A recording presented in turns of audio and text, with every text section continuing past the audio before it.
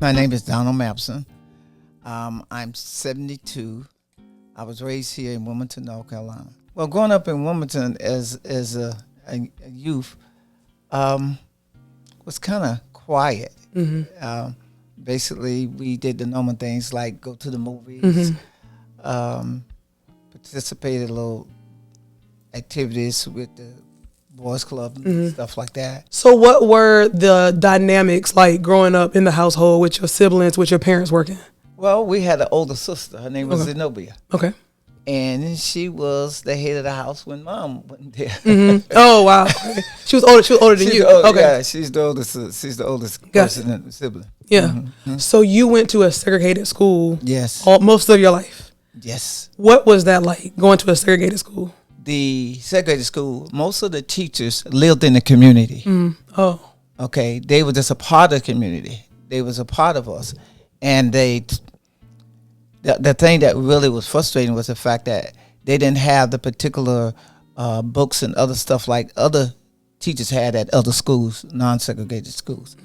And so they brought what they had and they shared with us. So we learned some things like we learned poetry, we learned art, we learned a lot of other things that we didn't find in the textbook because they wanted us well-rounded.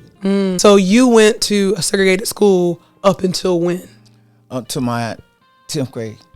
10th grade it was desegregated. What year was that? 1969. So you went to a segregated school, and then in 1969 you started going to a desegregated school. Yes. Please tell us about that experience, because I did a video, and the topic of the video was, were Black people better in segregation? And it's funny because a lot of the comments from older Black people in the comments, they're saying yes. So I'm interested to hear someone who actually experienced both. Like, I want to hear the pros and the cons, and I wanted you to talk about your experience going to that, desegregated school. Desegregated schools. It was a difficult experience at first because it's a big adjustments. Yeah. And the thing was, you were going to be with white kids. White kids weren't seen in our segregated school. We know that. Wow. But the fact is, we had to rely on our former teachers who came along with us. See, when they desegregated, some of the teachers got transferred to the school we went to. The Black teachers? Yeah, the Black teachers. Okay. And so that helped a lot for us to adjust. But a lot of my classmates couldn't adjust. They couldn't adjust to the teachers, couldn't adjust to the atmosphere or whatever. And because they didn't like us. Like, from my age group, right, and even my daughter's age group, we see the pictures in the videos now of Black children being bused or having to go to these schools, and white people throwing stuff at them. And Yes. Did you experience that? Yes. Wow. Not only that, when they threw water at us, we go to lunch, and every time we go to lunch, there's a fight breaking out. We were challenged in every area, but the teachers, I can say, that came with us, they helped us get through that. Were your teachers all Black? Yes. Oh, so when they took you to the new school, you didn't have white teachers, you just had Black teachers? No, we had both. Oh, okay. We had both. But the thing was, my mom was my great encourager, because I came home frustrated because of some things that was happening at school. We wasn't respected, and they thought that they looked for us to do something. They had this little mentality about we steal and we do all this other stuff, and we weren't good enough. And my mom told me, she said, Donald, you're just as good as any of them, and you're just as smart as any of them. Wow. You just go to school and do what you need to do. Don't worry about them. And I said, okay. So how about the white administration, the adults, so the principal and the white staff? How did they treat you guys? They tried to treat us fairly, and but it was a great adjustment for them too, to get to know us as we got to get to know them. Right. And then you had different ones that understood you more than the others. What about, did you make white friends? Oh yeah, plenty of white friends. Oh, that's Well, it was easier for me. It wasn't easier for others. The reason why it was easier for me and my brothers and my sister, because my sister Joe, she was a cheerleader. We were athletes, and so being an athlete, you integrate with other athletes that are different colors or whatever. So we played sports, so it was easier for us than other people who didn't interact with them. So talk to me about when you heard that you were going to have to go to this new this new school. Like, tell me if you can remember, like, what hearing that felt like. You know, were you excited? Were you not excited? Like, what were your thoughts and emotions about having to go to a desegregated school? My mom probably could tell you better, but I'll tell you. It's a very disappointing. It was depressing. Wow. It was hurtful because all my life I dreamed of going to Wilmington because of the band. They had the best band in North Carolina, and we used to sit on at our tables and beat those kettles. There you go. Oh wow! All day. Yeah. So, wow. And then we were thinking about playing sports and stuff like that. And it was 1969. I think it was June. And I was a basketball player at the middle school now, and so we were in the gym, you know, playing, getting ready for the fall season. And the coach said to us, "Well, I got something to tell y'all." We said, "What?" He said, "Well, you're not coming here next year." We said, "What?" "You're not coming to Wilmington next year. You're going to have to go to Harvard." And that was the most hurtful thing that ever happened to me. One of the most hurtful things, because the fact you dreamed all your life going to that famous school, being a part of the great work. We had great athletes, they had great bands, they had great leadership or whatever. And we were all disappointed. And so I went home and I was crying. My mom said, "What's wrong?" I told her, I said, "We're not going to Wilmington." Disappointment. I was hurt. See, I had my plans. Date a cheerleader. Play basketball. Right. Be in the school play. All my life, since sitting in first grade, second grade, learning how to play the kettles for the band, right, and all that, just was wiped away. It seemed as though. But my mom, after we got there and whatever, and saw the challenges and stuff like that, some of my classmates didn't make it. They decided to drop off. Out of school altogether? Out of school altogether. Jesus. And the ones of us that stayed, we did what we needed to do to stay there, because my mom encouraged us to say that we could do. We were just as smart. And we found out we were just as smart. Yeah, or smarter. and so I even ran for student vice president from a 10th grade class.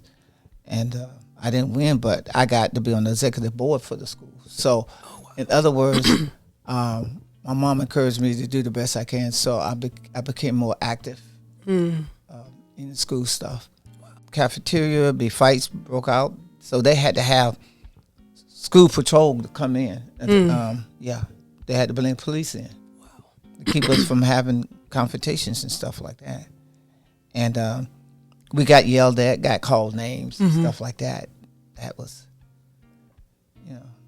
in other words, they were showing us that they didn't want us there. Right. And we were trying to tell them we didn't want to be there. So it was a mutual thing.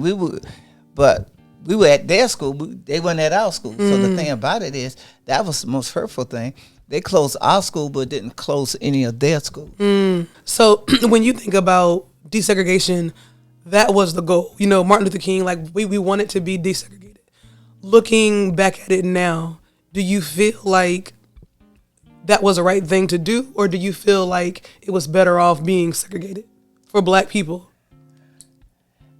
As I look back at it, I believe it's the right thing. Okay. The reason why is because we need to learn how to get along. We need to understand what the other persons talk about and things they do and stuff like that. But it's encouraged us to do better. To show them that we were just as intelligent, just capable of doing anything anybody else could do. The segregation, it's not that we wasn't capable of doing, but the fact it is, we had to always try to show ourselves. Even to this day. To this day. To this day. And then what happened was, we began to get stuff that we would not have gotten in a segregated school. Like what? Books. See, they got the books that came out in 1994. We got the books that came out in way back. Yeah. We didn't get the new books. Right. We didn't get the new materials. So we wasn't, when it came to tests, we were always behind because we wasn't getting the up-to-date material. That was the biggest thing. Jesus. Was that we wanted the same books. But those teachers used the old books and they grabbed the books that they had from colleges and taught us even advanced stuff that they wasn't getting. Wow. So now we're talking about the desegregated part, but let's talk about segregation and what that looked like. It seemed like there was more of a sense of community, more of a sense of safety. What was it like going to a school with just Black faces? It was competitive because here's the idea. Here's the whole thing. We knew we had to get an education. We knew we had to perform well because that was an expectation. My mama wasn't gonna allow us to come with not good grades. Right. A C wasn't acceptable in my mom's. Oh wow. We were expected to get A's and B's. The expectation. Oh yeah. Wow. And the fact that the teachers expected us to do well, because like I say, some of them lived in our communities and stuff like that, and so and then they taught some of our parents and some of our relatives, and so it was a high expectation in our community to excel. I mean, we had those that had little difficulties or whatever, but that wasn't gonna be no problem because they'll go knock on your mama's door, Miss Mapson. Oh wow. Oh yeah, they would go to your house. We keep talking about the 688 movie, and one of the questions that I asked was, you know, those women did so much, they excelled with so little, right? Right. But when you look at a lot of our Black community now, we have everything, and it seems like we're not. It's like there's a disconnect at some space, and I'm thinking, was it at desegregation? But at some space, you know, mediocre became okay. Pants sagging became okay. You know what I'm saying? All these things that I feel like when you talk about community, you talk about everybody being in, you know, your neighbor knows you, everybody, there's a certain standard that you guys had to live by. But that is gone. Do you agree with that? Yes, I totally agree. See, your character meant something in the community. Your family's name meant something in the community. Oh, I know the Mapsons. Oh yeah, yeah, I know their mom. No, it was an expectation. My mom knew. We knew that the name Mapson meant something in that community. Right. So you didn't want to disappoint your mom or your family or whatever. So, no, your character was most valuable because your reputation meant something in that community. Now, you went to college, FSU. You became a teacher. Right. I'm so interested to know from you, as a teacher, knowing what it was like when you was going to school and then being a teacher and seeing Black kids in your school, what stood out to you? Do you feel like there were things that they should have done better? Like, what was it like? Because to me, I'm thinking it would be a culture shock for you to be used to going to school, you got to have an A, you got to have a B. Fast forward, now you a teacher, and you're seeing these black students come home with, Fs or not come to school or skip school, all kind of things. Like, what did that put in your head, seeing those black students? Well, first of all, what I got from it really is this. It comes from home training. Babies having babies. Not valuing the cultural thing of teaching your child common courtesy, respect, and those particular entities. They are so important. And the fact that they let their children do what they want to do. See, don't happen in that Mansion house. Okay? Ain't no what you want to do. Right. It's what you expected to do.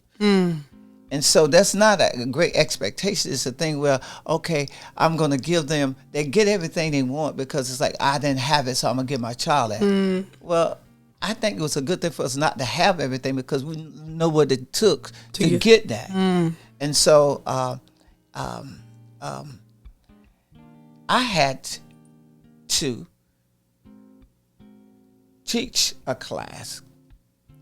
Well, can I just tell this part of the story? As a school teacher, I was in a meeting. And we was having a meeting, and this white woman, white teacher, said she knew what it meant to be black. Oh, my God. And my blood pressure was And I asked the principal, could I say something? I said to her, there was no respect. I said, I don't think you understand what it really means to be black because you don't, when you leave here, you go back to the suburbs. When I leave, I'm going to the hood. Right. Okay? You might have read Oprah or you might have saw it on TV or whatever, but you don't know because you don't walk in my shoes. I say, you walk one day in my shoes, you really understand. So after I said that, the principal said to me, I need to talk to you. Oh, God. So we had a conversation. He said, Mr. Mapson, I appreciate you sharing that. He said, but you know what? I got a position I want you to take. I said, what? I want you to become a homeschool coordinator. Meaning I would go into the community and then I'll also bring those parents that did not know how to parent. I would teach them how to parent. Oh, wow. I would work with them with their kids. I told them, I said, well, this is what I want to do. I said, I need some computers. They said, how many you need? I said, how many you can give me? He said, we can give you 5. He gave me 5 computers, and I told the parent, I said, listen, the first 5 come in here and let me train them on the computers. Your child can take it home for a whole 6 weeks. I will program stuff on it, and then they can take them home and work with them. Right. You know how many computers I gave her? None. 2. Oh, my God. 2. Wow. 2. That's awful. And then, so I had to educate the white teachers. You know what I did? I got them to get me a bus. And I said, 2 buses over to Telehome to get them to come to PTA. Guess how many I got on the bus? 2. 7. Okay, well, it's a little bit more. So what I did, I said to them, I said, well, listen, I want y'all to see the environment these kids come from. So I planned a meeting at Telehomes. Wow.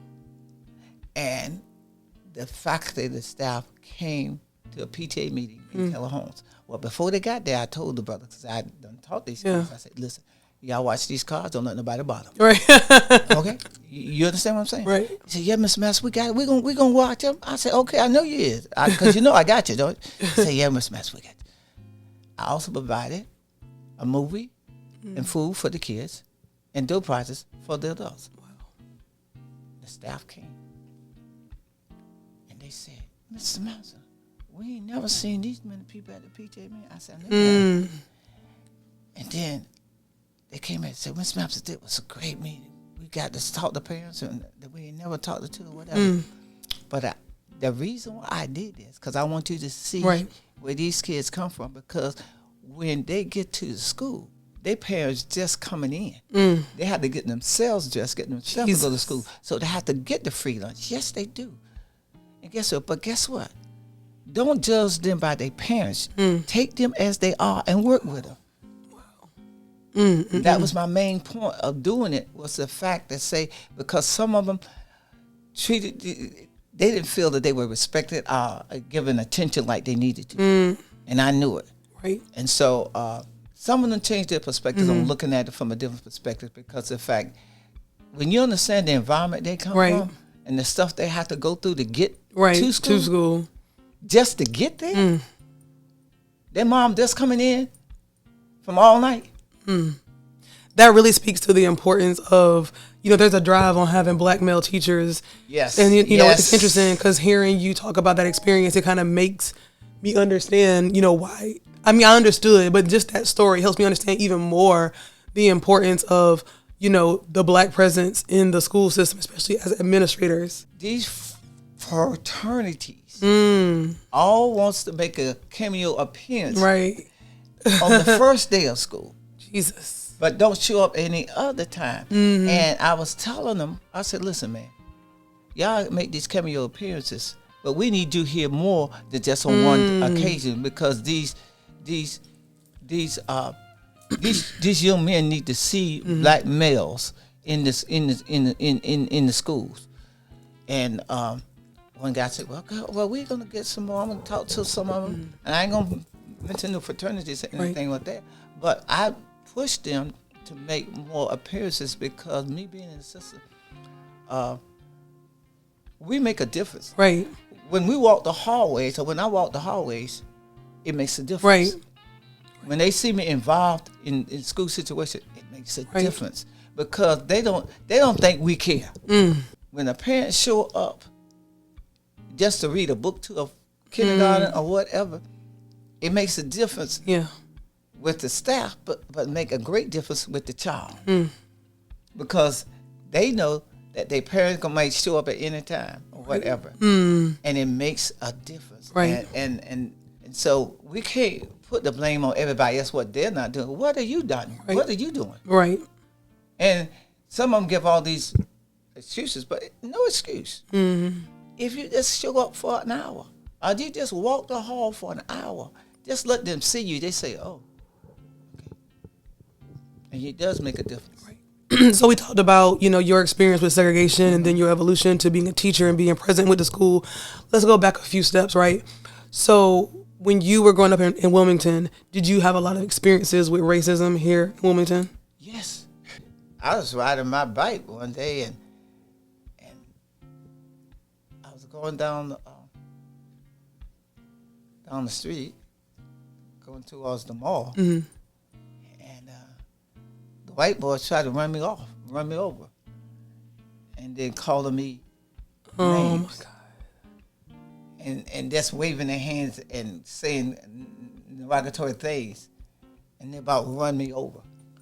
Were you called? I'm thinking you talking about the N-word. Yes. Were you called that a lot growing up? No, not a lot. Okay. Not that I could hear, but okay. Definitely these boys was just I don't know, they were just trying to have fun or whatever they called it, fun. It wasn't fun. It was dangerous to me because I was riding my bike, and they were saying names and stuff like that. But even when going to school, they would yell those words to us, while we were on the bus and stuff like that, and throw stuff at us and stuff like that. So, were there certain places like when you were growing up that black people couldn't go, or was that before your time? Oh. No, that wasn't before my time. Yeah, there's places you couldn't go. You couldn't go to Greenfield Lake. There were certain parts of Green you couldn't go past 9th Street. You can go to a block, but you couldn't go into Greenfield Lake. They wouldn't allow you that. Why? Because you were black? You're black. And then you couldn't go across 15th Street. Why? Because white people live from 15 on back. My mom living here. We went down. When we could come down here, when we were gonna either work for somebody in their house, or we gonna cut some people's grass. But after that, you do that, you can't stay around in here. Oh my God! You had to go back where you live, which was gonna be 8th or 9th or 7th or 6th Street, right there. Yeah, we get so many people now want to come by this house real quick or whatever because they're gerrymandering now. They're coming in and take it. They done took over this whole area. Gentrification. Right. Right. They got a brewery right down the corner. They got them all on 16th Street, 7th Street. They just come and take it off. They would buy this house up quick. So you had to get on the back of the bus too, or was that before your time? Oh yeah, we had to get on the bus. Matter of fact, we couldn't even go to the Valley Theater. That was segregation there. It was a restaurant. What was that restaurant name? Downtown, you couldn't go in there and sit at the counter. You can get the food at the end of the counter and get it and keep going. McKellen's. That's right. We went through that. My mom took us downtown to the courthouse. She had to take care of some business. Me being inquisitive, I wanted to get some water. And I wasn't quite reading too well then. And one sign say white only. Jesus. One sign say black only. I was going to the nice silver one. Right. Water. It looked bigger. And I say, must got more water in it. So and then there was a small white one, like a bowl. And I went to the big silver one. Oh my mama called me. She said, Don, come here. Don't you come here, boy. Oh my God. And she called me. I said, I'm trying to get some. She said, come here. I said, okay. Oh my God. She said that you cannot drink from that water fountain. Jesus. She said it says white only. And it says that one right there, the little small bowl, said black only. Do you remember when the transition came about that you could that stuff didn't exist? Like you could come down here, you could drink out of the fountain. Does that ring a bell? Like what does that do in your mind? You felt that you were free to be a part. But it wasn't really being a part, because there was still some prejudice still around or whatever, and it still is. We got a lot to overcome. It is crazy hearing you say this because I remember when you were my teacher. And you just, you look young now, but you look even younger then. And I would have never thought that I didn't know that you and my mom was similar in age. I would never have thought that you experienced that back when you were my teacher in class. I would have never have thought that. Wow. We got a long ways to go, but we have come a long ways. But it's people want to be in power. And they want to take us back. We know we ain't going back. But just like these foreigners who come in and they work the hotels and whatever thing, and they trying to send them back. Well, I don't know who's going to do the hotels. I don't know who's going to cut the grass. I don't know who's going to build nothing. Because ain't none of us working in those areas no more. Okay? Oh, my God. We ain't doing it. You spoke about the 1898 riots. Yeah. Can you talk a little bit about that? Like, well, how did your parents teach you that, or when? Because I remember when I was in school, and I started learning about it, and I was just like, I cannot believe that happened here. Yeah. From reading and from learning and being a part of on the Black movement and stuff I hear. We learned a lot about it, and it really hurt that the fact that they were wanting to be in power. They couldn't stand for us to be mayors, fire chiefs, and all that other stuff. And they wanted to show their power. Where did that take place? 1898, right? Really right downtown or whatever. Matter of fact, and throughout the city, because they hung black people on poles. Jesus. They ran most of the Wilmingtonians out of Wilmington into Leland, and a lot of them died in the Cape Fear River because they killed them. So the 1898 riots was in downtown Wilmington? Yeah, Coup de Two. So the only one in the United States. Downtown Wilmington was all black-owned businesses, black-owned everything. Yes, not everything, but they own a lot of businesses. They were entrepreneurs. There's a lot of entrepreneurs here. Now we ain't got but beautician. barbershop, couple of stores or whatever. But it was an influenced community, and they didn't like it. And it really started from Raleigh. Oh, really? Yeah, it started from Raleigh, and then it moved on this way because they want control. When they took Cape Fear River, some stayed in the woods in Leland. So they were going to the Cape Fear River into the woods to flee. They flee because they knew what was happening. Jesus. People were being killed and put on poles to try to intimidate us. Oh my God.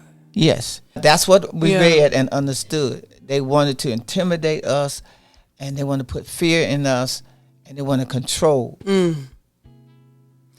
You know, you living through all of that, you know, that's a lot of experiences. That's a lot of life you've lived. What would be something that you would want to say, like in closing, to young people? Because here's the thing. We know Trump is coming into office this weekend. We know that there's a big push to remove Black history from the schools.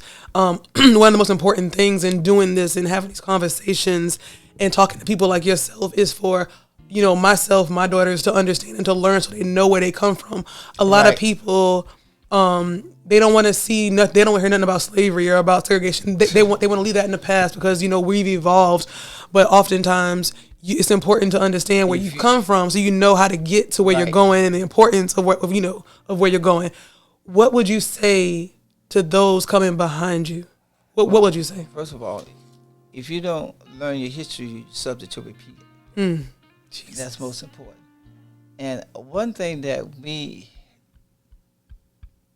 have to learn to do, we don't like to do it, we need to read. We need to understand where we come from, what it took for us to get where we are. It has not been an easy journey. Will not continue to be an easy journey.